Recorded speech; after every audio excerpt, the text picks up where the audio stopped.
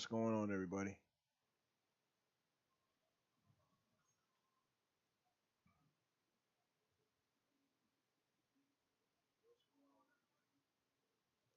All right.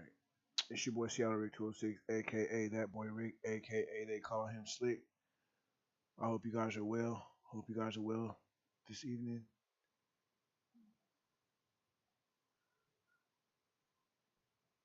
Hope you guys are well this evening.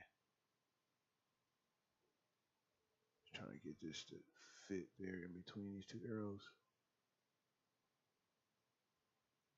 That should be good. Yeah, that should be good. Hope you guys are good, man. Hope your days have been good. You guys, please, please, please, if you would, take the opportunity to hit that thumbs up for your boy. Share the video and subscribe to the channel if you have not already. This is Hydro 2D Racing with your boy Seattle Rick 206. We are back, y'all. We are back. We added the boats names and numbers to the holes now, so you guys can see them. They will pop up on the straightaways as well as in the box in the top left corner. Um, but it'll be easier for me to actually be able to announce them as well as we are racing. So.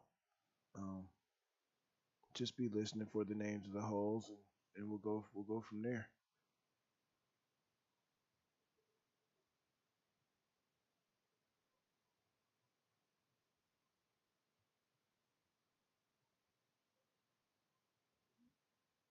Trying to just share it on my pages now.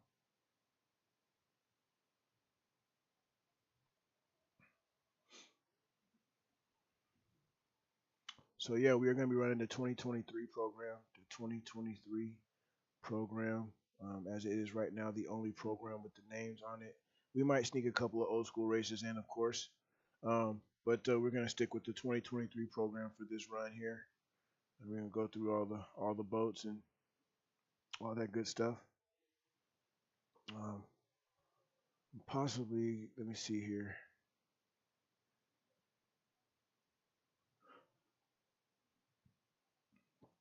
Let me see if I can get another tab started, and then that way we have some sound also.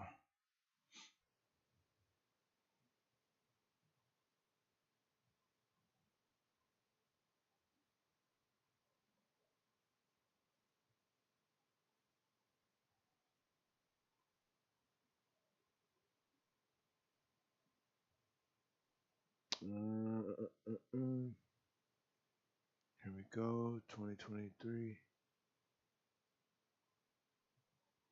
full race.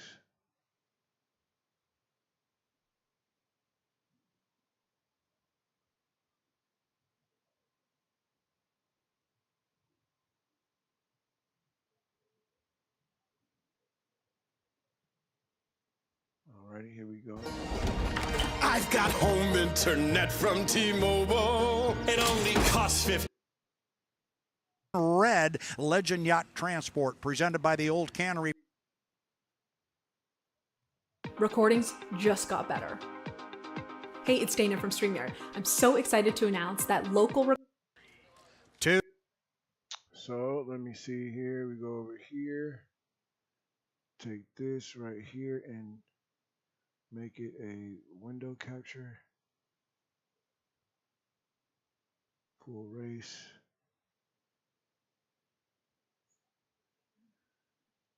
Take that. Dismiss it.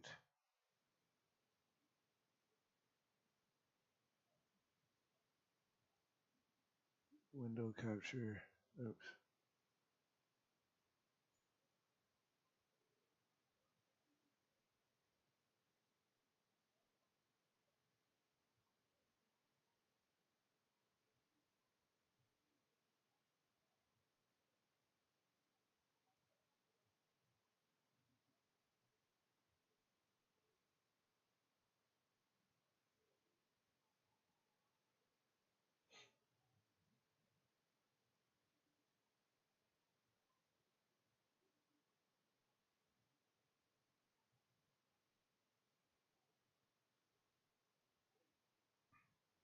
Okay. We got our window open. Hit this to full screen. And we should be A-okay. Ready to go. Yeah, we are. There we are.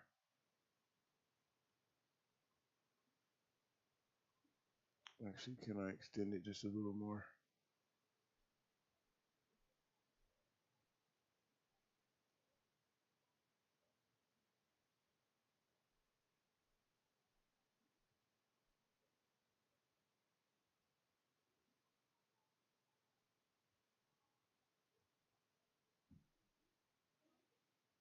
All right.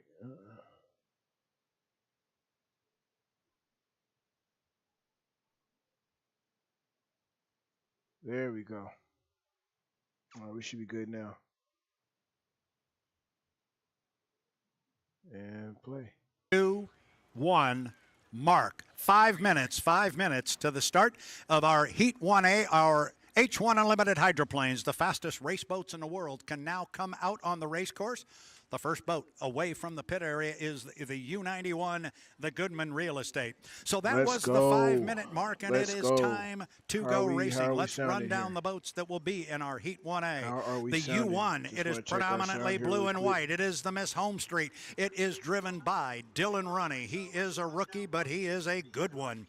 He's going to be joined by the bright red Beacon Electric U8, driven by J. Michael Kelly. J. Michael Kelly's teammate, Corey Peabody, drives the U9. It's predominantly white. It is the Beacon Plumbing. And rounding out our 4-boat field in our Heat 1A is the white trimmed in black and gold Goodman Real Estate. It's U91. It is driven by Andrew Tate. Our boats can cut the race course. I'm expecting we're going to see some of that happen here very quickly. But before we get to that, as J. Michael Kelly is going to cut across the race course, the start of our Heat 1A is just a few minutes away, and Seafair reminds you that for your own safety and the safety of those around you, everyone must be out of the water when the hydros are on the Ted Jones race course. So it is time to get out of the water and enjoy the fastest race boats in the world. John Walters, I made a comment that I expected a couple of the boats to cut the race course. They all did. Yeah, the race started the minute they pushed the button to leave the dock there, and you can see they're all running fairly close together. The start is huge here. These are only 3-lap preliminary races, so if somebody gets a jump on you, it's tough, as fast as all these boats are, to make up that difference and make up that distance. Now, you're going to see guys that want to have the inside lane. They're going to try to drag guys up there early so that they can maybe get them to jump the gun or make a mistake. You have to maintain a minimum speed of 80 miles per hour. That's kind of a judgment call now, and as Dylan cuts across the infield here to try and pick up that inside lane as everybody else is coming down the front straightaway here. So it's going to be a battle from the very beginning. Just like we said, this is a heavyweight championship, but it's going to be 4 different fighters. Yeah, this is going to be good. So we're coming up on 2 minutes and 40 seconds. 2 minutes and 40 seconds. Again, for those of you that have never seen this before, we're not racing yet. That doesn't mean we're not in the middle of a competition right now. Watch J. Michael Kelly. Is he going to make a move? I thought maybe he might jump across to the backstretch, but no, that would have been a legal maneuver, but he did not. He went all the way down to the bottom of the race course as we approach 2 minutes and 20 seconds, 2:20 until the start. Remember, our boats do not have assigned lanes. They are jockeying for position. So wherever somebody is on the course right now, that may be where they want to be. It may not be where they want to be. As John was talking earlier, you've got to have a plan B, C, and sometimes D when you get out on the race course. We will begin our 3-lap preliminary Heat 1A in 1 minute and 50 seconds. John, they're all up at the top end of the race course. Dylan Runny's going to come off first. Yeah, the way this race course is set up, at the 1 minute gun, you want to be between, about the apex of turn 1 here and the exit pin. It's a short run down that back straightaway, especially as fast as these guys go. So you're going to see everybody try to get down there, and like you mentioned, you're either at where the spot you want to be on the race course or where you would think you want the competition to think you want to be there. So a lot of this is just head games, and a lot of it's playing the game. And another piece to this puzzle that we talked about earlier, but not yet during this heat, the boats cannot drop below 80 miles per hour. So that really affects how you fight for these positions. You can't just go park in a lane at the top end of the race course. You have to maintain at least 80 miles an hour. That will be determined by the officials when we finish the heat, and the boats come back to the pit area and they look at the data recorder. So now inside 1 minute, they were pretty much where you were talking about, John, and right now it looks as though Dylan Runny in the U1, the Miss Home Street, is going to sit in lane number 1 up the backstretch. That's going to be his teammate Andrew Tate sitting in 2, lane 3. It looks like Corey Peabody, but we're going to watch where J. Michael Kelly might slot. He's coming up behind the boats, and we are inside 35 seconds. John, they're at the top end. We're going to be racing here inside 25 seconds. Yeah, they're all in pretty good shape. Dylan may be a little bit early, and you saw J. Michael Kelly last week, get up there too early, and he had to make a decision. Do I jump the gun or do I get disqualified? If you jump the gun, at least you get to continue to race. It's about 7 seconds off the exit pin, and here they come. Inside 10 seconds now. They come down to the start. It is Runny in 1. It is Tate in 2. It's Peabody in 3. On the outside, J. Michael Kelly. We are 3 seconds, 2 seconds, 1. Mark, it looks to be legal from here. We'll call them as they are on the water. And John Walters said that Dylan Runny didn't bring a lot of boat speed down as he was early. He's going to trail the field into turn 1. Our leader on the outside is J. Michael Kelly, but he's already been passed to the left of him on the inside. That is going to be Corey Peabody in the Beacon Plumbing, and inside of him it is Andrew Tate. It is Tate. It is Peabody up the backstretch. Halfway through, Peabody on the outside. He's up by about 3 boat lengths, but now, John, it's that inside lane position that Andrew's got at the top end. Yeah, Corey's really in the best position here because he can control, how wide and how early, they get into the turn there. So he's going to try to hold and maintain that radius around there as they start down the straightaway towards the start-finish line at the end of lap 1. A boat that's showing me an awful lot of speed right now is J. Michael Kelly, because he's staying in the mix here, and he's running the biggest race course on the far outside. Our 4th place boat across the line is Dylan Runny in the Home Street now, down to the lower end of the race course. It is still Corey Peabody. He's running in lane number 2. He's holding Andrew Tate to a nice tight line on the inside. He's driving him legal, John. He's giving him enough room, but he's not giving him any more. Yeah, he's not giving him any extra, and he knows exactly where he's at. He's got spotters that are telling him he can see the race course himself very well, and he knows as long as he can pinch, Andrew in that first turn there, that he's going to have to come off the throttle to maintain his boat speed so he doesn't slide out into that rooster tail. So he's actually controlling the first turn, even though he's not in the first lane. I've been making the comment all weekend long that nobody has solved the Corey Peabody puzzle, and once again, he's out almost by a rooster tail. J. Michael Kelly on the far outside has got his sight set on Andrew Tate, but that's going to be a tall order as the boats go down to the bottom end of the race course for the 3rd and final time.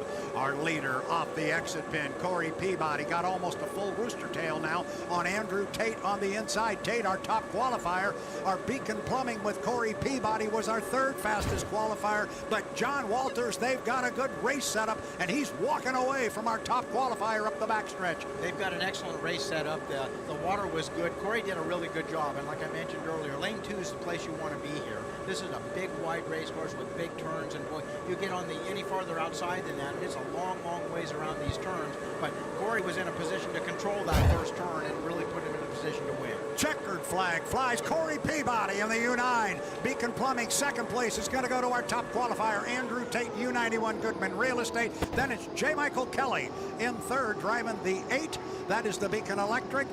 And the man who was a little bit early at the start, and you saw how it can cost him, Dylan Runny in the U1, the Miss Home Street. You talked about it, John. You said maybe Dylan was early. He was. He came off the corner. The other guys were behind him, got to put the foot down. They brought the momentum to the line. And unfortunately, as you said prior to the heat, you can't let these guys get the jump on you because they're just too quick. You'll never catch them in 3 laps. Exactly. And in the old days, you used to be able to sneak up there a little bit early, and you could back off the throttle. You could, John, you were saying if you have a utility meter like this on the side of your house, you can get paid to go solar for no money. he wanted to be down here at the lower end at a minute. Remember, he can't just slow the boat down. He's got to stay above 80 miles per hour. Got to stay above 80 miles per hour, maintain a planing attitude. And you want to be about the apex to the exit pin when the 1 minute gun goes off. Now, you've already heard and seen some jockeying going on. If you hear that popping and banging out there, that's a compressor stall where the bleed band is locked closed, and it's getting down to a point where the bleed band is closing and the fuel control gets unhappy and the compressor stalls. Dustin's a little bit early there. If he backs off the throttle here, he risks, going under 80 miles an hour and could be penalized a lap or even disqualified. So as we're getting for the countdown for the 1 minute gun right now. 3 seconds, 2 seconds, 1 mark. I think Dustin's going to be okay. He went deep into that corner to scruff off a little bit of time. Now he can swing it back into an inside lane. The boats don't determine their final lane until the entrance pin of the upper corner up by the bridge. So they could still see a lane change at this point, but I don't think it's going to happen. I think that's the way they're going to come to the line. Dustin Eccles in the U40, the flavor pack, is going to sit in lane number 1. Lane number 2 is going to go to Jamie Nielsen. That is in the Legend Yacht Transport. That is the Chartreuse and Royal Blue. Then it is going to be Bobby King in the red trimmed in black Graham Trucking to U12. We'll have Gunnar O'Farrell on the far outside and trailing the field coming to the line. We are inside 20 seconds until the start. Watch the boats fan out on the top end of the race course, and then a run down to turn number 1. And we are inside 10 seconds. Now look at Bobby King. He's got speed bringing it to the line. Is he too early? We are 3 seconds, 2 seconds, 1. Mark. Boats are across the line. Bobby King appears to have a good start, and it is a legal start. It is legal. Bobby King, the rookie, going to take him down to the lower end of the race course, but he's got Jamie Nielsen with him, and also now Nielsen takes over the lead on the inside. Off the corner, coming up the backstretch, Jamie Nielsen, U11 Legend Yacht Transport, looking strong. Again, another good start for Jamie Nielsen, John, as they go up the top end of the race course, but he's got company in Bobby King. Yeah, Jamie made a really good start up there. When Dustin got up there a little bit early, he had to slide out wide just a little bit, and Jamie slid inside of him there, got the number 1 lane. So, like I say, I think that flavor pack boat's got a little top end on everybody here. Jamie was able to, reel in Bobby there in the 12 as they got down there, and boy, they've got a real good race going here as they go to the first turn at the end of the first lap. Yeah, 1, 2, 3 down to the bottom end of the race course. That is Jamie Nielsen in lane number 1. Bobby King with a good start and a lot of boat speed is sitting in lane number 2. He is in position number 2. And then keep an eye on Dustin Eccles. You said he had top end on everybody. He might, and he's going to try and use it, and he's got his sights set on Bobby King. The race may be for second place, but I'll tell you what, Jamie Nielsen cannot relax. He's got a right side rear view mirror that is full of the rookie Bobby King. Graham Trucking running very strong up the backstretch. We are in the middle of lap number 2. Still anybody's race up at the top end. Where is Gunnar O'Farrell? There he is. He's halfway up the backstretch. So O'Farrell is still running in 4th place. Jamie Nielsen's going to come down and put 2 in the books, and that is going to be in 1st place. But look at the run for 2nd place. Here comes Dustin Eccles on the outside, the flavor pack. He flies the 40 as he drives around Bobby King on the outside, but King's going to have lane position on the inside. This corner's going to be very interesting for our 2nd place battle. It is the flavor pack, U40 Dustin Eccles. He has now taken over 2nd place. He's holding Bobby King in tight, but our leader with a full 2 rooster tails over those 2 boats remains Jamie Nielsen. Legend Yacht Transport presents the Old Cannery Furniture Warehouses at the top end of the course and looking strong. Don't count out Bobby King. He's still got lane position up here, and Dustin Eccles is going to have to drive a great big race course to go outside the wake of Jamie Nielsen. But coming down to pick up a checkered flag here, at least unofficially in our Heat 1B, Jamie Nielsen, U11 Legend Yacht Transport. 2nd place is going to go to Dustin Eccles in the flavor pack. 3rd place to Bobby King in Jamie the Nielsen Graham Trucking, first, the U12, and coming off the top end of the race course in the U60, the Beast Unleashed presents Miss Thriftway rookie Gunnar O'Farrell. Gunnar O'Farrell. He will come by and he will score. That was an interesting start sequence because we're getting some really good examples of coming are on the water, and at the top end of the race course it is Jamie Nielsen. He is right now in lane number 1. Kelly is in 2. It is Andrew Tate in lane number 3. Watch him come off the top end of the race course, but we're still a minute 30, still a minute 35, John, until our start, so they got to go all the way down and around again. Yeah, they're going to cruise down here, staying above that 80-mile-per-hour minimum, trying to establish and hold these lanes. Like I say, if they can get down to the first turn here about the apex when the 1-minute gun goes off, they'll be in great shape. You'll see them accelerate and start up the turn. Now, they can still change lanes until they get to the score-up buoy here, which is the entrance pin of the second turn. Up at the top end of the race course by the floating bridge. So you've called it about 1 minute.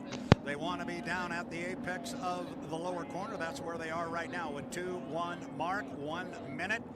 And it is Jamie Nielsen sitting in lane number 1. He is in the Legend Yacht Transport. Then it is J. Michael Kelly in the Beacon Electric. That's the red boat in lane 2. Coming up behind them is the predominantly white boat, the Goodman Real Estate, with Andrew Tate. And it looks like making a charge on the outside is going to be Dustin Eccles in the U40, the Flavor Pack, 37 seconds, John, as they go up the backstretch. Yeah, they're all in pretty good shape right here. Actually, you know, from J. Michael K back, they're in excellent shape, and you can see they're going to start accelerating, getting after the power here. They're going to have a little bit of a speed advantage by the time they get to Jamie up there, but he's still in control of this field right now. Jamie Nielsen is in 1. Kelly is in 2. Tate U91 is Goodman in Real 3. Estate Eccles is 2023. on the outside. They are at the exit pin of the corner at 11 seconds. So they're going to have to hold back here just a little bit. We are inside 10 seconds. Now they start to come up on the power curve. Going to be a pretty start. We are 3 seconds, 2 seconds, 1 mark. And we are racing in Heat 2A. The start appeared to be good, but we'll monitor the radio.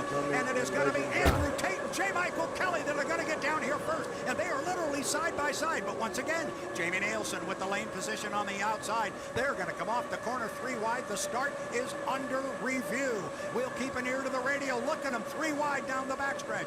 And now J. Michael Kelly in the Beacon Electric starts to move out a little bit on Jamie Nielsen, but he's bringing Andrew Tate with him. The two of them are tied together as they get to the top end of the race course and enter into turn number 2. Nielsen with the lane position on the inside. But boy, John, we got a barn burner on the outside. Yeah, we absolutely do. And Jamie's got the inside lane, but he's really having to watch himself as the other two boats have got overlap now, and they're starting to put the pinch on him, hoping he'll have to back off the throttle, and then they'll give them a clear advantage to move over to that inside lane. Beacon and Legends. One lap in the books with 2 more to go. It was J. Michael Kelly by about a boat length and a half, but now Tate has closed that up. He's basically pulled up alongside Mike.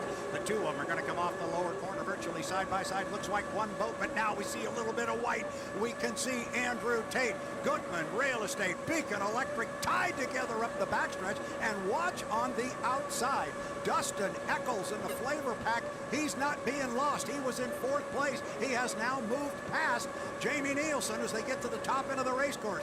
Dustin Eccles driving a mighty big race course, but our leaders still tied together as they come down to put 2 in the books, John. Yeah, as they come down this straightaway here, J. Michael Kelly's got the catbird seat. He's, the inside lane, even though he's not in lane number 1, but he's able to, keep Andrew on his hip right there and really control the race course. The boat is accelerating good. They got a great boat ride. Boy, I'll tell you what, Andrew Tate really flew the 91 as he got down to the corner. Kelly's going to come out first. Now he's opened up a little bit of water on Andrew Tate, making about 4 or 5 boat lengths. I'm telling you, Dustin Eccles not going away in 3rd, but I don't think he's going to have enough time to run down Andrew Tate. J. Michael Kelly, you heard John Walters say he is in the catbird seat. He's sitting on an inside lane. He's just got to negotiate this north turn, come through clean, come down, and he will pick up a checkered flag and an apparent 400 big points, and that's going to be huge in the national high point standing. We'll get to that later. Here they come, top of the course, come down to put 3 up and 3 down. Checkered flag flies. It is J. Michael Kelly in the Beacon Electric. He will finish first. Andrew Tate will come across in 2nd place. A hard-charging Dustin Eccles will come across in the U40, the Flavor Pack. And Jamie Nielsen, he will come down and finish in 4th place. He had that lane on the inside, but boy, it didn't take long for Kelly. Lane, not the inside lane, but he went ahead and said, I'm going to come in here and mix it up with you guys, and he had a nice start. He had a good run in that first heat. He did have a nice start, and like I say, he's no stranger to fast boats and having to race hard, so he's going to come down here a little bit early right now. Looks like he's going to cut across maybe, or at least he's slowing way down, trying to get an inside lane down here and be in that first turn with a minute left on the clock. Yeah, well, what it looks like to me, if he can hold it off and he can keep his speed above 80 miles an hour and get down there, he's going to have an inside lane. He may have the inside lane. I think he's sitting tight to the buoy row right now. 1:10, 1:10 until the start, and it is. Bobby King is sitting in lane number 1. Oh, this could be a lot of fun. I will be driving the We are at 2 Beacon seconds, Plumbing. 1 second mark. 1 minute to our Heat 2B, Beacon presented Plumbing. to Seafair by Already. Beacon Plumbing.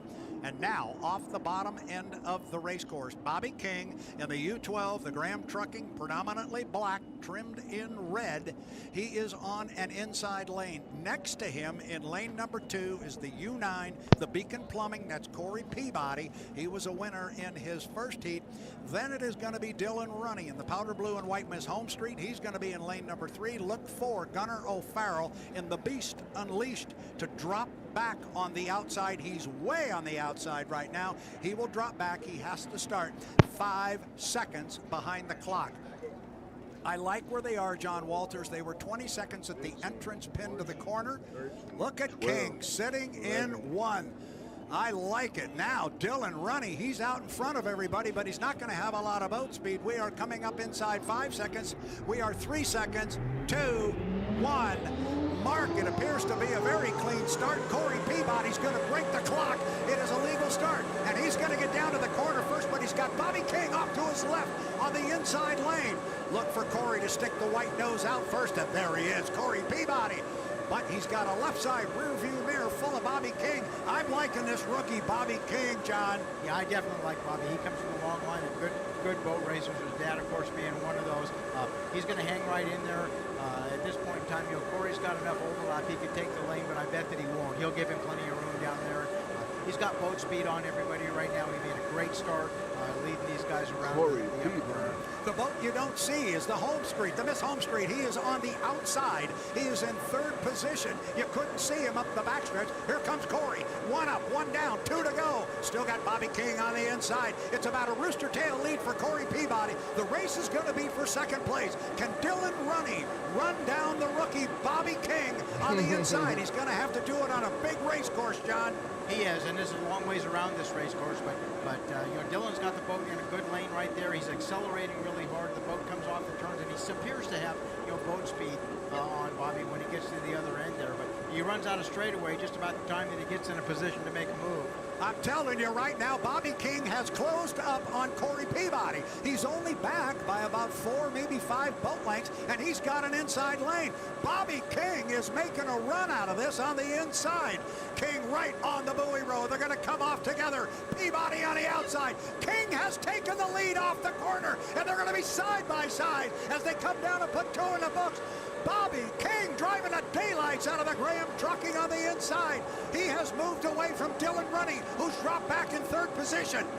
3rd and final lap, lower into the race course. How do we do down here? Corey Peabody found some extra speed. He's opened up about 4 boat lengths. I'll tell you what, I don't know if King surprised Corey or not, but he made a run on that last straightaway. It's hard to say exactly if maybe he snuck up on him there, but Corey's opened up a little bit of ground here. He's given Bobby enough room inside there. He's given him a lane in about a foot, so he's got to get in there and tighten up that radius. Now we're back to keeping an eye on Dylan Runny in 3rd. I don't know if he can run down Bobby King. He's way on the outside. Got a big race course to do it. But meanwhile, here comes the leader. Here comes our apparent winner of Heat 2B, presented by Beacon Plumbing. It is the Beacon Plumbing.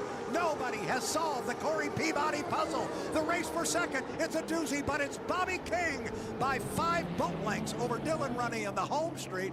Holy cow, the rookie just keeps showing me more and more. Top end of the race course, here comes another rookie. We had 3 rookies in that particular heat. Didn't look like it. Looked like pretty good racing to me. Here. Minute gun. Most of these guys are going to want to be about the apex of the first turn down here when the 1 minute gun goes off, and then they'll stroll up the back straightaway, hopefully in the lane that they've chosen. When they get at the other turn up there, they're going to be about a 12-second run from the exit pin to the starting finish line. All right, 140 to the start. Everybody went up to the top except Jamie Nielsen again. He cut the race course again. He cut it back to front. He cut it at the top end, a legal maneuver. So here comes Dustin Eccles down the front straightaway. He's coming down here at 125. You heard John just say you want to be at the apex of this corner about the 1 minute mark, so they might be a little bit early. Jamie Nielsen trails both Gunnar O'Farrell and Dustin Eccles down to the corner, and then your last boat going down there, which actually I like perhaps the positioning of J. Michael Kelly. That's the red boat. He's going to be the last one down there. Fans, our boats, when they come out on the race course, they are not assigned a lane. They actually jockey for those positions, and to get those lanes, the last piece to that puzzle is you cannot drop below 80 miles per hour, and that will be determined when they take the data acquisition boxes out of the boat after the heat. The data will tell them if they dropped below 80. We saw that yesterday inside 40 seconds heading up toward the top end of the race course. John Walters. Here they go up the back straightaway, and you can see Jamie, pulled off that magic again, got the inside lane in a good position there. I think that everybody's going to, close it up here pretty quickly, and there'll be a race literally from the exit pin to the starting line. 20 seconds until the start. Let's We're going to go. go 3 times around. J. Michael Kelly, 15, he's going to have 14, an outside start, 13, but he might, no, he's going to 12, come into lane 3. 11. That's right. Gunner's got to stay on the outside. The lane was there for him. We are inside 10 seconds to our start. We are coming up on 5. We are 4, 3, 2, Flavor one. Pack, home street, Mark, and and man, check that in. one's going to be close, but I think it was good. It was the Flavor Pack and Dustin Eccles who broke the clock. I think he's going to get down to the turn first, but he and Kelly are tied together. The start is under review. Who's going to come out first? It is Dustin Eccles in the Flavor Pack, but he has got J. Michael Kelly with him on the outside. He's got Jamie Nielsen on the inside. It is a legal start. It's a legal start, so everybody is good. Up the backstretch, you got 4 H1 Unlimited hydroplanes, closely bunched, but look at Dustin Eccles. John Walters, he's really moving. He definitely is, and Dustin put himself in a great position there to use that top end. He laid back just a little bit, hit the starting line with top end on everybody, got to the first turn first, and put himself in a position to control that first turn. And here he comes down to put one in the book. You couldn't see him up the backstretch, but J. Michael Kelly driving the Beacon Electric. It's bright red. It's on the outside. And he's only back by about 3, maybe 4 boat lengths. We are on lap number 2 of 3. The race is out front. It is Dustin Eccles in the Flavor Pack being chased by J. Michael Kelly in the Beacon Electric. Do not forget about Jamie Nielsen. Nielsen in the Legend Yacht Transport is in 3rd place. He's on an inside lane. Now Dustin Eccles got Kelly back by about 5 boat lengths. There's that straightaway speed, John. You talked about it. Yeah, he's pulling everybody going down the back straightaway there again. He gets into the turn in a nice lane, very controlled, leaving the room for Jamie to get through there without any conflict. He's just trying to, come out wide as can, push J. Michael Kelly around the race course a little bit and use up some of that time. And you can see, they get very close coming off the exit pin. Yeah, and when he's pushing J. Michael Kelly out like that, what he's doing is leaving the door wide open for Jamie Nielsen to pick up ground and save ground on that inside lane. Kelly's driving an awfully big race course. It is Dustin Eccles off the lower end of the race course. He is in first place, but now you see Jamie Nielsen has moved up alongside J. Michael Kelly. They are going to be dead even as they come off the bottom end of the race course, and it's that big course, John, that J. Michael Kelly's having to drive that's opening the door for Jamie Nielsen. It's a long ways around for J. Michael Kelly as he's on the outside down there, and you can see Dustin's got a little top end on. Everybody gets down there first. Now, when J. Michael has such a big area to make up the difference there, Jamie running on that inside lane's got a much shorter distance, so they come off the exit pin dead even. Checkered flag flies for Dustin Eccles in the Flavor Pack, and now it's going to be J. Michael Kelly in the Beacon Electric holding off a hard-charging Jamie Nielsen in the Legend Yacht Transport presented by the Old Cannery Furniture Warehouse. 1, 2, 3. They come across the start-finish line. Gunnar O'Farrell, our rookie, will come home and pick up 4th place. Points of the U60 The Beast Unleashed presents Miss Thriftway. We promised some good side-by-side racing. We had it. And you've been talking about it all weekend. That 40's got some top end speed. He got it wound up that time, and he just slowly moved away from the field. Yeah, he absolutely did. Dustin did a great job of making a start there, and you can see when he went down the back straightaway, he was in a position to go a little wide and a little deep down there by the floating bridge. So when he turned around and started heading south, he had a head of steam on everybody. He probably had 10 miles an hour on the pack by the time they got to the start line there. And he just used that to his advantage, get to the first turn first. And whoever gets there first can control that. And his boat turns well. It does everything well. Good top end. Great job, Dustin Eccles. We look down in the pit area. There's a hand by a crew member on the back of every boat. And the first one away from the dock is the U9, the Beacon Plumbing. That is going to be Corey Peabody just off to his right. And now turning away from him is the U91, Andrew Tate, in the gold and white Goodman Real Estate. Couple of boats away from the dock. Here comes Dylan Runny. He will come away from the dock in the powder blue and white Miss Home Street.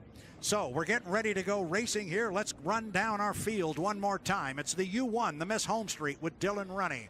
It is the U9, the Beacon Plumbing and Corey Peabody, the bright red trimmed in black and silver, the U12 Graham Trucking, that's Bobby King, the white trimmed in gold and black, the U91 Andrew Tate. We are 4 minutes and 5 seconds away from the start of Heat 3B, and Seafair reminds you that for your own safety and the safety of those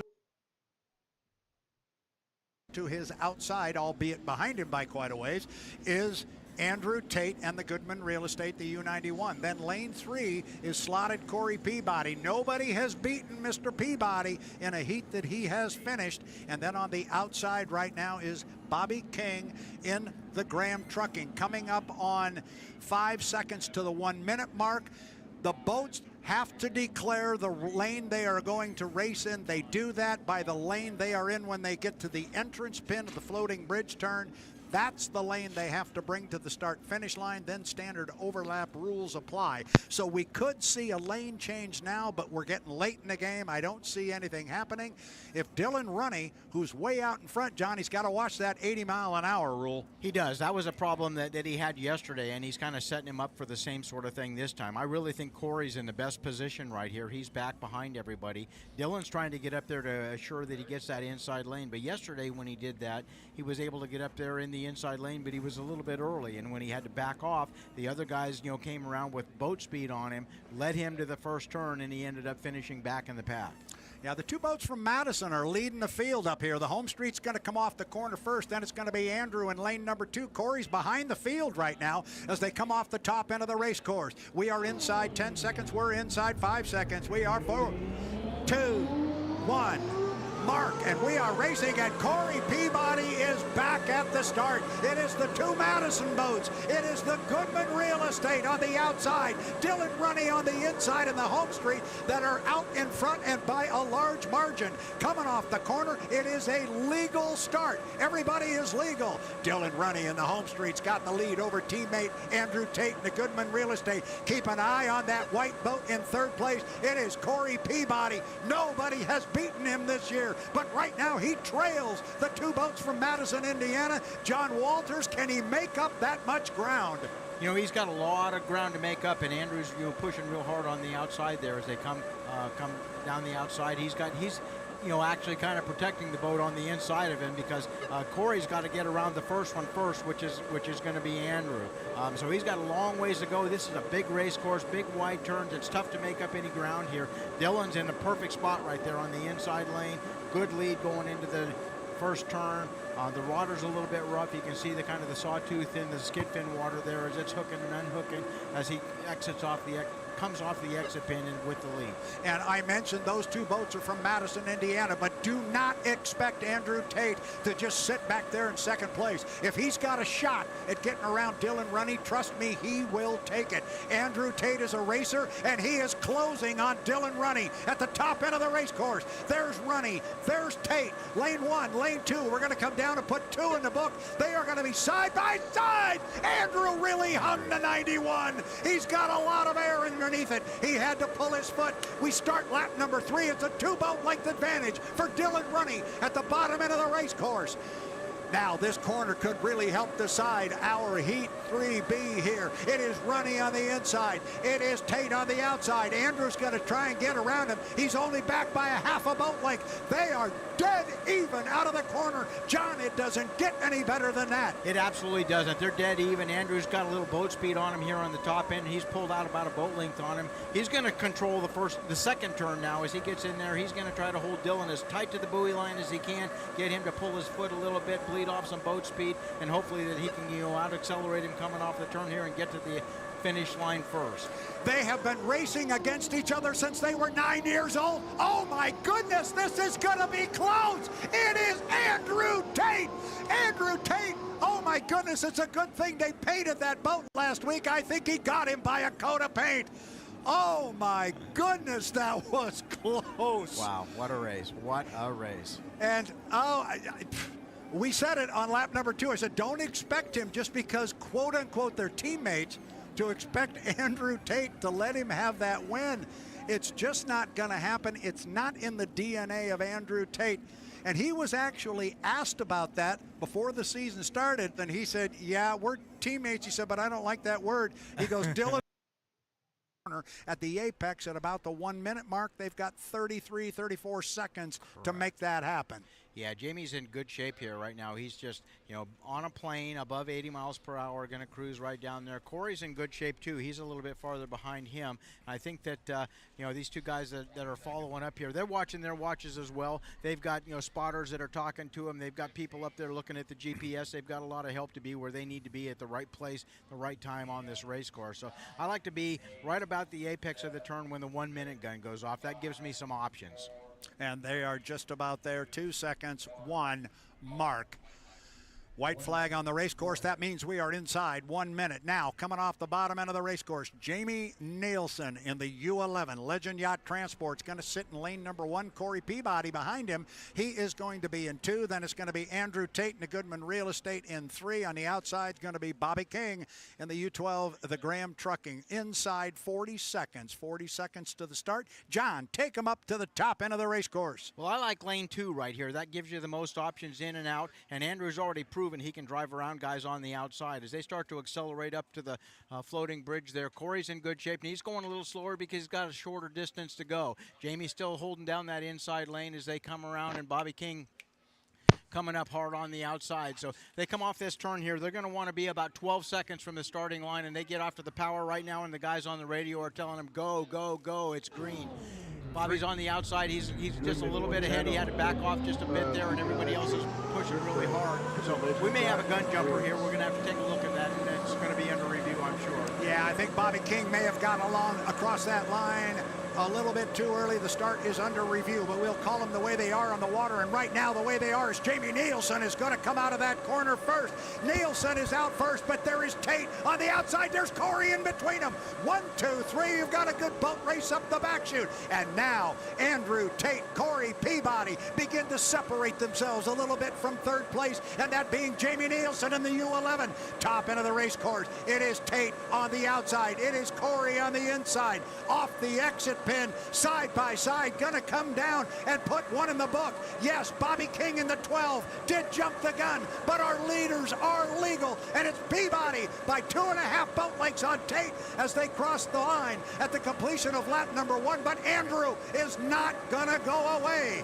Down to the lower end of the race course on the second of 3 times around. What do we got coming off the corner? Corey Peabody, but Andrew right there with him. Ooh, this is as good as it gets. Here we go again, John Walters, and Andrew Tate is really showing me something on the outside as he's hanging with Corey, John. Yeah, he absolutely is, and actually Andrew's in control right here. He's got, just a little bit of a lead.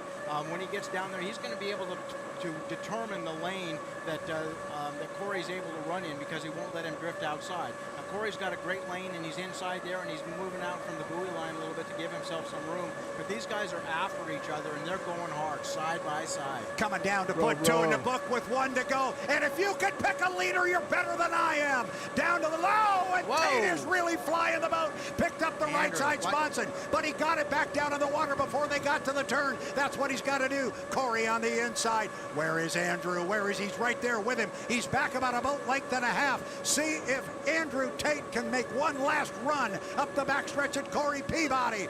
Peabody, our national high points leader. Andrew Tate, our top qualifier. These are tall, and there goes Andrew. Andrew is pulled up alongside and taking the lead at the top end. Got a boat length. This is going to decide it. Going to try and hold him in tight. He does. Everybody hang on. Here we go. This is for the checkered flag. Corey in 1. Going to be Tater on the outside. And Tater is going to finish in second place, 2 boat lengths behind. I appreciate you coming through, bro. Peabody. Appreciate you, oh, man. my goodness. We've got a good race off the top end of the race course between Jamie Nielsen and Bobby King, but Bobby King jumped the start. He will have an extra lap to go. Oh, my gosh, John. It's too much fun. It is too much fun, and that was really exciting.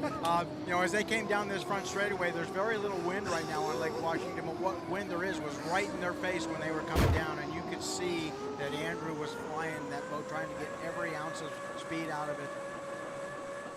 Washington so far, everybody's been very well behaved. J. Michael Kelly came out of the pit area, stuffed himself in lane number 1, and he's been there ever since. Nobody's made a move. And I honestly, John Walters at 145 Yeah, at the bro, top we, end of the we race added course. the I don't names think we're going to to see the- anybody make a to move. I don't think so either. I think Maybe they're I'll pretty try well and get into established it where with he you wants to a be. little Jay bit prior Michael thinks he needs to be on the inside lane But, here in order to win this thing. I think Dustin yeah, out we there got the names in and lane stuff 3 now, thinks he's got enough top end to get to alongside the the first boats. turn first and be able to control that turn Yeah, when he it'll gets pop there. up along the straightaways, but I'll be able to. With now Gunner out announce here on it the a outside, little he's better. not going to be able to get there in time to mix it up being on the outside So lane. you guys So know, I think it's you know going to be what a goes real what, tough one. Dylan's obviously So, got his yeah, work we- cut out you know, for him here as he's cruising up there in between, trying to make enough room for himself, 1 get minute, there 1 quick minute enough. to the start. And, I they're try to just about match right up on the time. races We want to be at about the apex when 1 on the minute games, goes the races. right there.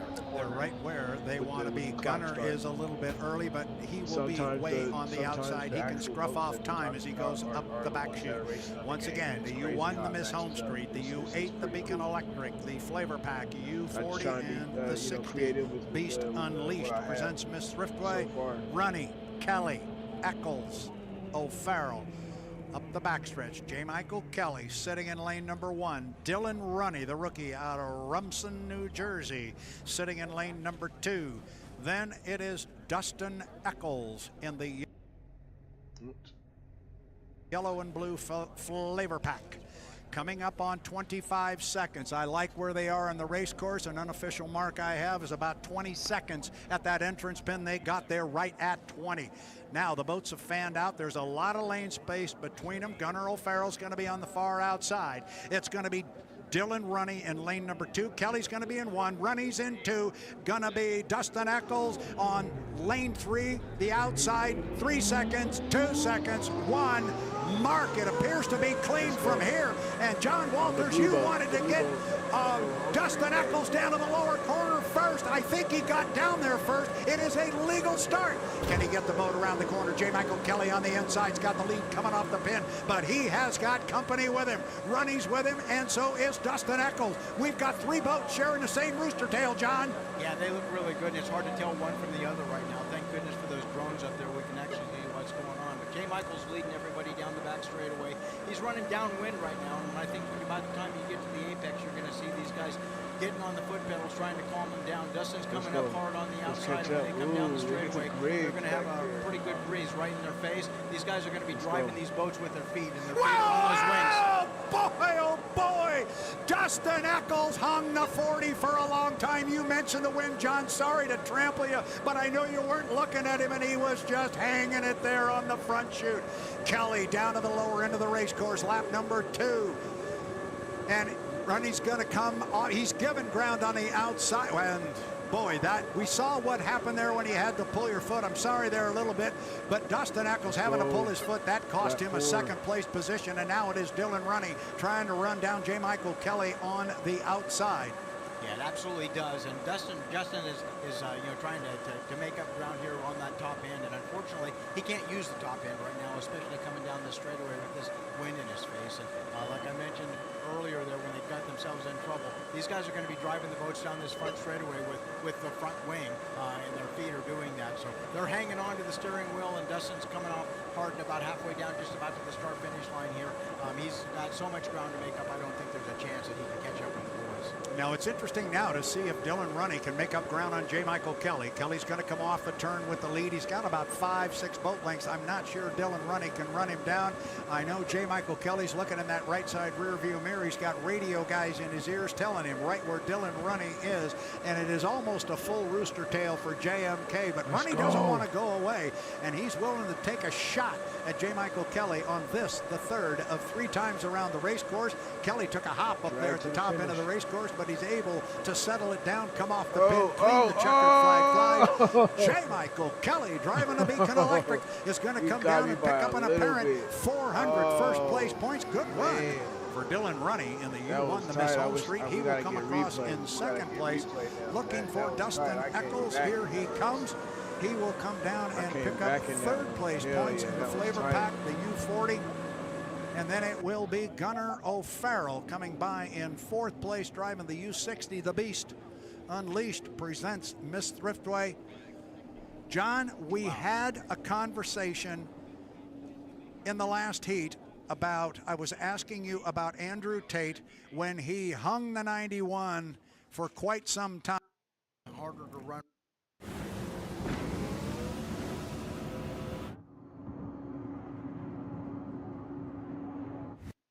Run right on the buoy line, and if somebody's in lane 2 can pinch you, you have no place to move on the inside. You either go inside the race course or hit a buoy. So lane 2 is really the preferable lane.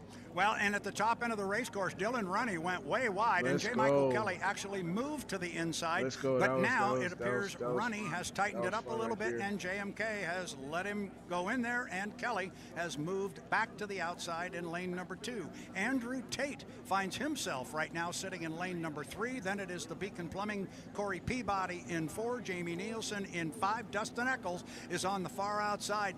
I like where they are, although maybe Kelly and Runny might be a little bit early. John Walters, you want to be at that apex at the 1 minute mark. We're not yet to 1:10, although we're there now. Yeah, you sure do, and Dylan's working real hard to try to get the inside lane here. And the way they've run this weekend, I think they need the inside lane to be competitive here. J. Michael Kelly has got enough boat speed, enough experience that I think he can get a little deeper run at it, and he can win from lane 2. But the one I think you really need to keep your eye on there is in lane number 3, and that's Andrew Tate. Andrew's boat is accelerating extremely well. He's able to fly that thing into the wind here better than most people would give you even credit that is even possible to do. And he's been managed to not only fly the boat but keep his foot on the throttle at the same time and not really give up any speed there. Where the other boats have gotten badly out of shape, they've had to back off the throttle and they lose a lot of time there.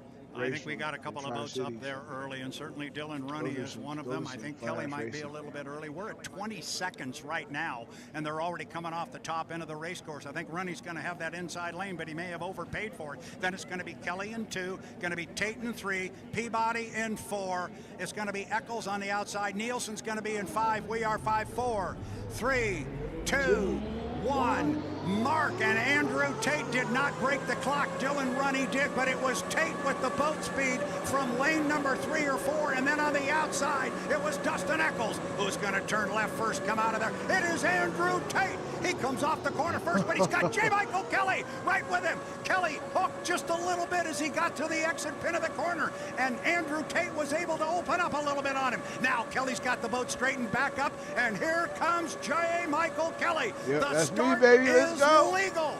They are really rolling hard. Somewhere in that mess, and it's back in about 4th place, is Corey Peabody to the exit pin at the top end of the race course. On the outside, coming from lane number 3, it is Andrew Tate in the 91, the Goodman Real Estate. Look at the flavor pack on the outside with Dustin Eccles as he flies it across start-finish line. Remember, fans, we go 5 times around. Corey Peabody is definitely back as Dustin Eccles flew the flavor pack as they got down to the lower end of the race course. Oh, have we got one hooking up here? Good. It is Andrew Tate on the outside. He's got about 3 boat lengths on J. Michael Kelly. This is turning into a very good 2-boat run, John Walters. But right now, Andrew Tate starting to open up a little bit of water on J. Michael Kelly. Andrew's really in the perfect spot position here. He's got room on the outside to drift out a little bit if he needs to. He's really trying to hold that number 2 lane and not give J. Michael Kelly any more room than he absolutely has to there.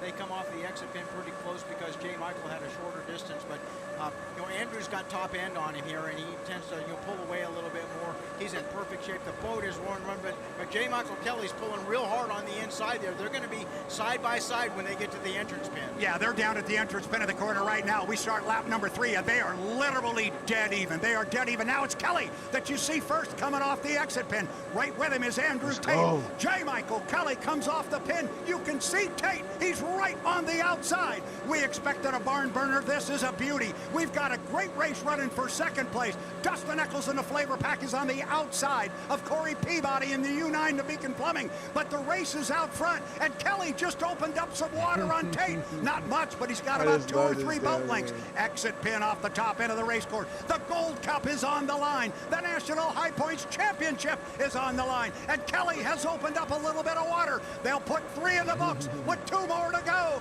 It is J. Michael Kelly. And the Beacon Electric Johnny's opened up water. He has, and Andrew's really fighting with the wind at this point in time. He's really trying to work hard to keep that boat settled down. In the meantime, you know, J. Michael is out front and pushing hard. He's actually stretching the lead a little bit. He's picking up a little bit of room every straightaway here. They kind of hold even with each other going through the turns, but with all that water in the air, it's hard to see, you know, exactly what's going on with Andrew over there, but he's losing ground. He is losing a little bit of ground now to the top end of the race course. The race for third place has kind of been settled. It is now Corey Peabody in third position, but our race is at the top end of the race course. J. Michael Kelly will come down and complete lap number 4. He'll get a white flag with 1 to go, and he is opening water still on Andrew Tate. He's got more than a rooster tail. J. Michael Kelly, this could be the race of his career. He's won a Gold Cup before. He has never won the Drivers' National.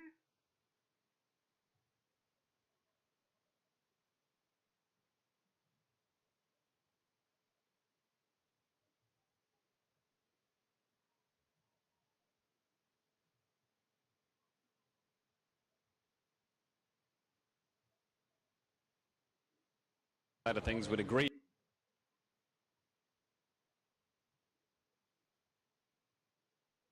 and jumping ahead here by a couple boat lengths as they head down the Griggs backstretch. Back to the front stretch. Budweiser on the outside, Pay and Pack on the inside. Great photo opportunity both sides of the river right now.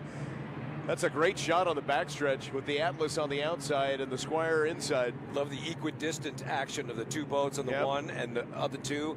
Probably before this is all said and done, they'll all hook up and do the 4-way like they did yesterday. Well, we hope so. Let's hope so. For you know, photo opportunity's sake, to have these 4 boats together at the same time is really extraordinary. It really is. Back over to Tire Factory turn number 2. Have a chance to see the Bud Pay and Pack over there. And they're onto the Griggs backstretch to the Mosteller Memorial start-finish line with a white flag out. Chip Hanauer in the blue Blaster. Atlas Van Lines on the outside. Squire Shop inside, and they are deck to deck as they head down to All Doors Incorporated. The Ferrero Rocher chocolate bar. Crunchy hazelnuts, smooth chocolate. Ferrero Rocher. Is it time to talk to your doctor? You talk about 200 plus miles an hour on this course that I'm showing you right now. This is 4 hours outside of Seattle. The race course. Nobody wants to be at start finish with 2 minutes. Now here goes Jeff. He's going to cut the course across the bottom end. And we'll see what he does. Watching him, he could conceivably cut the top end of the race course. We'll see what he does coming up on 2:10 right now. So Jamie Nielsen close to the buoy line at the exit pin of our White's Finished Furniture turn number 4. Can he get around at another 2 minutes? Oh yeah. Yeah, I think that's about right at that 80-mile-an-hour mark. So he's trying to keep lane 1. But J. Michael Kelly's behind him also in that same lane. So something will have to give here.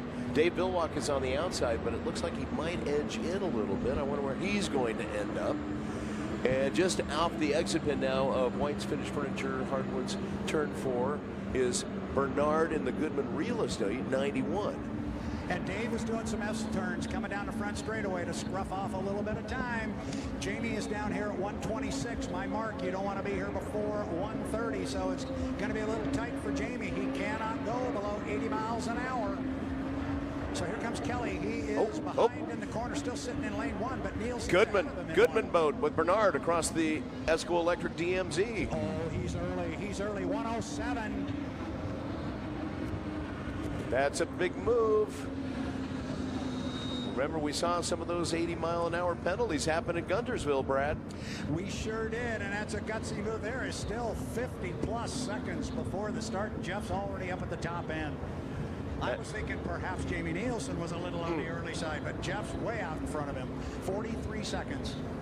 Well, and remember, guys, in the E350s yesterday, we had some issues with timing as well, and a lot of the crews that were involved in the races we saw with them yesterday. Didn't look like he's going 80 miles an hour to me. It's a tough one, isn't it? He's just inside 30 seconds. See if he goes way wide. He's going extremely wide now at the top end in lane number 3. Maybe he's cut it back to the inside. We're at 20 seconds. Watch Vilwalk and Kelly. This is going to be close. Yeah, so in lane number 1, you've got Bernard in the 91. Lane number 2, 10 seconds. Nielsen. Lane number 3 is going to be J. Michael Kelly. Lane number 4 will be Dave Vilwalk. He's early. He's early. He jumped the gun by 3 seconds. 2-1 mark, and it looks like a clean start. And it's J. Michael Kelly leading as they come down the front stretch. He's in lane number 3. Bernard's going to get down here first, but you guys called him across the line. That is J. Michael Kelly. He's got almost a full rooster tail on Vilwalk, and then it's back to Nielsen in fourth. Here now as they round Tire Factory turn number 2. As you mentioned there, Vilwalk again leading right now, but it'll be interesting to see how this plays out as we've got now coming up on the outside, that orange and black of the Miss Beacon Plumman trying to close some ground. Yeah, Dave Vilwalk is trying to run down J. Michael Kelly, but on the backstretch, J. Michael Kelly's got the boat speed. Your race leader out on the course is Bernard in the Goodman Real Estate 91, the black and gold boat, but he was early across the start-finish line. The review is underway upstairs officially. Official we'll jump. More news. He jumped it. That's an official from the H1. So the 91, we counted him as good 3 seconds early at the start-finish line, just out of shape after cutting through the Esco Electric infield. He will cross start-finish line first at the end of lap number 1. J. Michael Kelly in second place. The Miss Tri-Cities. 148.46 on the first lap. The third place boat is Dave Vilwalk, but he's second because of the penalty for going early for the Goodman Real Estate 91. Jamie Nielsen has not been able to find good boat speed, and he is the trailing boat heading down into All Doors Incorporated turn number 1. Yeah, now here at Tire Factory turn number 2, same situation. We do seem to see that orange and black boat closing a little bit of ground now. As we mentioned, Bernard with that early start. Not so much incentive perhaps to keep going, but to be determined now as they work along the Griggs backstretch towards Sun Pacific Energy turn 3. J. Michael Kelly is going to go ahead and pass Bernard in lane number 2 and head around the top end of the course. Shell Sun Pacific Energy turn number 3 into White's Finished Furniture turn number 4. And our Buffalo Brothers friends in turn 4. Pretty good racing action. J. Michael Kelly is going to claim the lead away from Bernard as they come across the start-finish line, and the white flag is out. One more lap to go, and it does not look like Dave Vilwalk will have enough boat speed or enough real estate to challenge. J. Michael Kelly getting a little bit out of shape coming down the front stretch into All Doors turn number 1. Yeah, he's getting down here. He's to the entrance pin right now. He's got almost 2 rooster tails on Dave Vilwalk. Dave Vilwalk is running third on the water. He is in second place, Derek. Yeah, again, at this point, it does seem like it's J. Michael Kelly's to lose, but stranger things have happened. He's got about a rooster tail, maybe a rooster tail and a half lead. A little bit of rough water for the Goodman Real Estate 91 and Jeff Bernard heading through a sloppy turn number 2. Back up the back stretch, it is a 2 rooster tail lead for your race leader. That's J. Michael Kelly. Lynx Healthcare presents Miss Tri-Cities. Into Sun Pacific Energy, Shell Sun Market turn number 3 to the exit pin of White's Finished Furniture turn number 4 and onto the front stretch. Checkered flag is out. Dave Vilwalk is going to pass up Bernard in turn number 4, but swings way out wide. Bernard may be able to hold him off on the front stretch. Across the start-finish line, checkered flag is out. J. Michael Kelly gets heat number 1 victory. Second place will go to Dave Vilwalk in the Miss Beacon Plumbing. Third place will be Jamie Nielsen. And again, the Goodman Real Estate boat in the 91, a little bit early across the start for Jeff Bernard. It's a good boat ride. Unfortunate series of events for Bernard, cutting across the... It was a bold move. The DMZ, the Esco Electric DMZ, but if he would have continued, he would have been able to stay clean and maybe have good momentum at start-finish. That's... Brad, you were mentioning down by where you are in the pits, usually about a 90-second marker when they score up in front of you. Is that well known amongst all of the drivers, given the nature of this course and how many times the drivers have been on this course of the Tri-Cities? Well, that's Brad Luce's timing marks.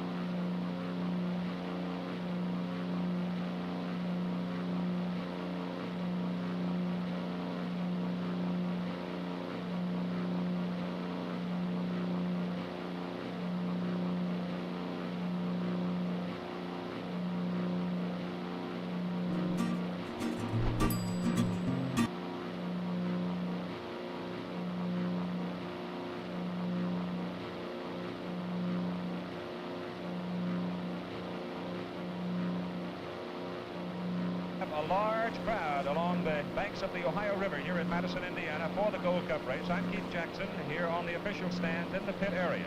And those of you who have seen unlimited hydroplane racing, I think know full well how complicated and difficult it can be.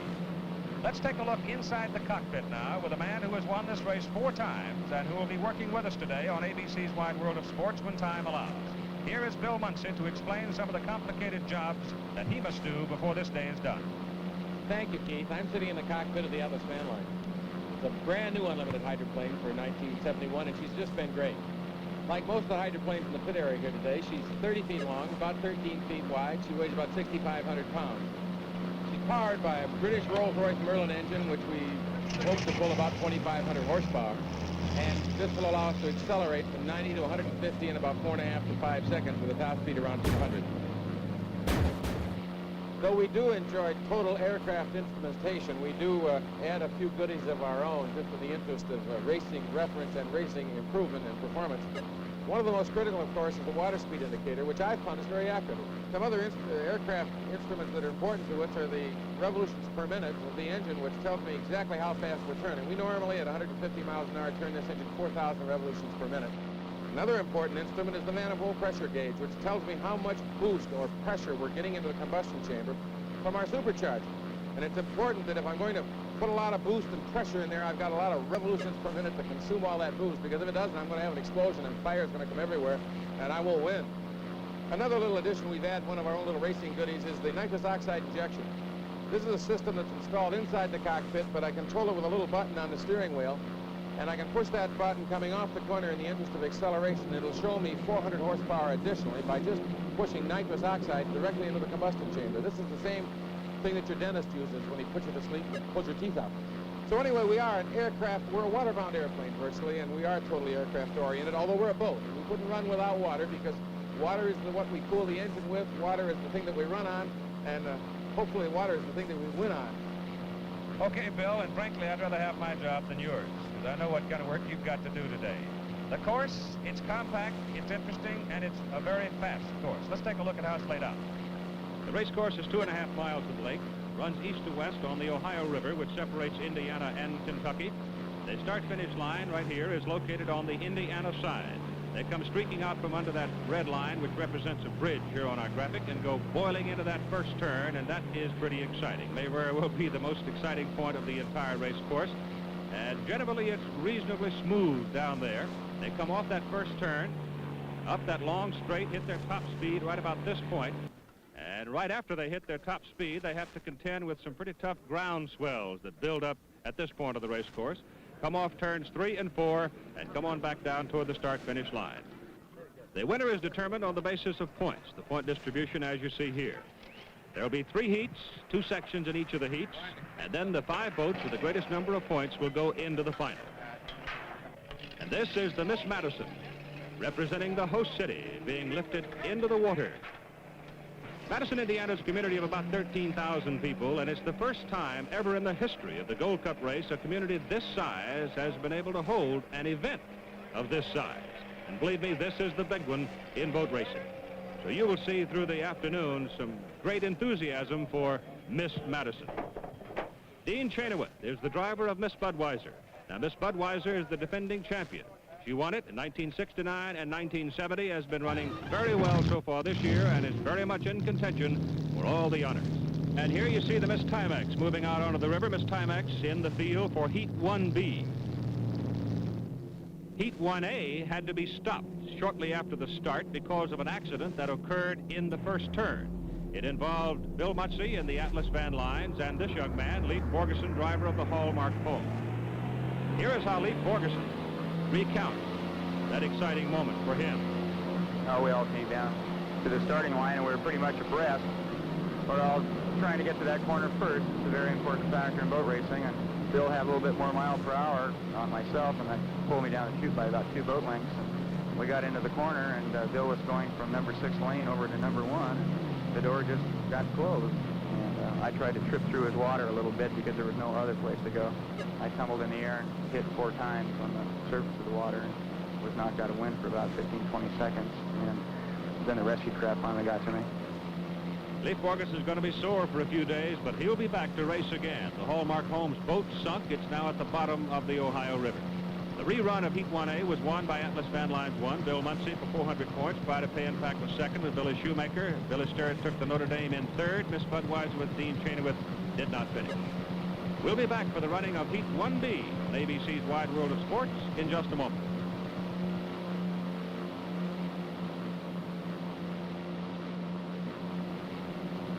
Four boats will make the start in Heat 1B of the Gold Cup race. Smooth the Mover is not starting. And let's set the field for you. Miss Madison with Jim McCormick driving. Atlas Van Lines 2 with Terry Sterrett driving. They're all watching this clock, the starting clock, as it blacks out. The starting gun will be fired, and everybody wants to be right on the line when it happens. Town Club is driven by Fred Alter, and Miss Timex driven by Ron Larson. Atlas Van Lines 2 right on the money. Here they go. Up here with us after winning the rerun of Heat 1A, Bill Muncy. Let's watch your teammate, Terry Sterrett, hit the first turn. And what a start he had, Keith. He comes smoking down that front chute at about 150 miles an hour, and he'll probably try and get into the corner at about 135, but he's going to have to take that heavier boat a little wide, and there's a good possibility that the, well, I don't want to call him devious, he's just darn good, but Jim McCormick, as you can see, could duck underneath him and take a good run on him and establish a right-of-way in that one lane so the traffic can get fast and thick coming down. Now let's watch the Miss Madison. Bill, I think you've commented, a number of people have commented that between 90 and 120, this one can really go. And here comes the Madison running on the right side of the screen. And this is strong forte. As he moves into one lane, he's got the right of way and he's got the field on the hip. And Freddie Alter sitting back in the Town Club has his boat running beautifully too. But as you mentioned earlier, Keith, here's some rough water, and there on the right we have the Town Club bouncing through it and into that corner in very heavy traffic. One of the characteristics of the driving of Jim McCormick as he tries to run as tight to the buoys as he can and run the tighter course. Miss Timex has now dropped well off the pace, and the battle goes on between Miss Madison, Atlas Van Lines 2, and the Town Club hanging on. And to those fans who've maybe watched the sport for years, this is the big battle that everybody seems to like. They like the Allison engine powering the Madison. They like the Rolls-Royce and the Atlas. Here's the big contention, the big fight that we've been talking ever since the Second World War. And Fred Alter trying to duck inside with the Town Club has the door shut on him by Jim McCormick as they go through the turn. Now you see the sliding action. The three-point suspension hydroplane doesn't really draw much water on the straightaway when it's up and planing at full speed. But now watch as Atlas Van Lines with Terry Sterrett. Apparently he went to the nitrous and come popping off, and suddenly he jumps back into the lead. This is a tight battle between the Allison and the Rolls-Royce, and Terry's got the Atlas Van Lines moving beautifully. Turning about 4,000 revolutions per minute with a propeller speed of 12,000 revolutions per minute. He's seeing about 150 miles an hour, and as you can see, goes in that boat tight just to give McCormick just enough room in the Madison, but not a lot of room, just enough to negotiate, maybe to slow him down a little bit. You indicated earlier that you get about 400 extra horsepower when you go to that, what you call lapping gas. Yeah, and it gets a lot of lapping done. You lap all the way to the bank if you can keep it glued together. Of course, it makes your engine run a little leaner, and as a result, your piston temperatures are hotter, and you can melt an engine down. So we have had the lead change hands a couple of times. Right now, Terry Sterrett. He is running in first place. Miss Madison has dropped back into second place. Town Club with the veteran Fred Alter. He is running in third, and Miss Timex is fourth. And at these speeds, there isn't that much between first, second, and third. And while Atlas Van Lines 2 is leading rather comfortably at this moment, the Town Club with Fred Alter has pulled up well alongside the Madison and may take a run at him. Fred Alter and Jim McCormick are having a real go, and it looks like Fred's got that boat. He moved outside the wake, and he's running deeper in the corner, and so as a result, Miss Madison's going to be able to run a shorter course and get off that corner ahead of Freddie. Now watch Freddie make this boat move, and I'm surprised to see Fred moving this boat as quickly and moving in a fast track as he is, because he hasn't been running that much this year. Now, he does not want to cross the wake any more than he has to. It does two or three things. One, it costs you about a second every time you go across it, and the other thing is that it beats up your equipment. It does. You're laboring your equipment. You're making that blower work harder, and you're making, sometimes you're increasing the friction areas. Of course, this slows you down a little more. It takes more power to go faster. The Atlas Van Lines well out in front inside, battling for second place is the Madison. Running tight with him is Fred Alter in the Town Club. Let's see if Fred can hold it on the buoys this time. He's holding it much better here at this turn than he did in the last. It seems that the Madison lugs down a little bit as it gets into cavitation in the turn, and Fred Alter With that black smoke coming out means that he has given it a shot. Let's see what he can do on the straight. He's going to that nitrous oxide, and here Fred's challenging him. He seems to be able to do this at will. Every time he gets into trouble in the straightaway or in the corner, he can move that boat back up to the pack and become and there he goes by. He's moving to second place now. And that gets a wail from the beach as the crowd of better than 100,000 watch the Miss Madison drop back into third place. But let's see now if Fred Alter can shut the door on Jim McCormick. Fred is still not that tight on the buoy. McCormick runs. He just likes to rub him, and you see Fred Alter going way wide. But it seems to me that Fred did hit some rollers just prior to setting up for going into the corner and isn't able to maintain as tight a radius as Jim McCormick is in the Miss Madison.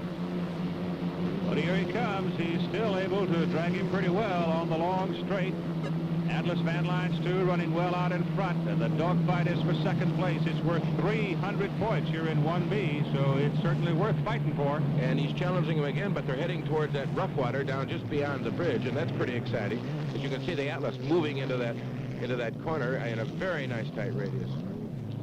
He's moving in there about 135 miles an hour, Keith. Moves in at 135, and we watched two of them go banging in at about that speed. And this time, we watch Fred Alter to see if he can hang on that right sponson of the Madison, and he's hanging there very well. And now it'll be a sprint down the near straight. Fred seems to at will be able to accelerate and move down the straightaway and move ahead of the Atlas in this or the Madison. He'll take a run at him just like he did before. It's a 60-mile race, and you don't like to put this much pressure on your equipment in the first heat. But the points are so important. First place is worth 400, second 300, third 225, and here comes Fred Alter pulling up on the Madison again. But just prior to, he's always able to do it at the end of the straightaway when he has to begin decelerating for the turn, and there he dropped his right sponson. Dropped the right sponson and is pulled into starboard. He almost turned over. He's way up on the right side. But he still has the engine working, and knowing Fred Alter, and goodness knows we've seen him drive every kind of boat in every kind of condition. He's tough. Trailing the field, Miss Timex holding on to fourth place, which is going to be worth 169 points to it if it hangs in there. See, that Fred's a tough guy. He's been in this sport for years and years, had great experience, and I hope he can keep that boat moving. And here comes Atlas Van Lines 2 with young Terry Sterrett taking the checkered flag and winning Heat 1B worth 400 points. Miss Madison takes second place for 300 points, and Town Club, the tail fin, wobbling and waving, and I would expect we'll see Fred running without that tail fin the rest of the day. And a section just behind the seat is dislodged or torn away soon.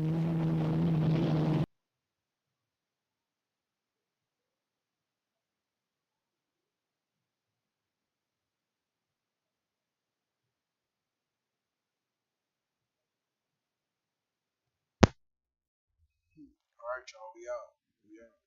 I appreciate you guys coming through. It's your boy Seattle Rick 206, aka that boy Rick, aka they call him Slick, aka Hype Man Rick 206, aka 2D Hydroplane Rick. I appreciate y'all. Hit that like button, share the video, and subscribe to the channel. Y'all have a good night. Peace.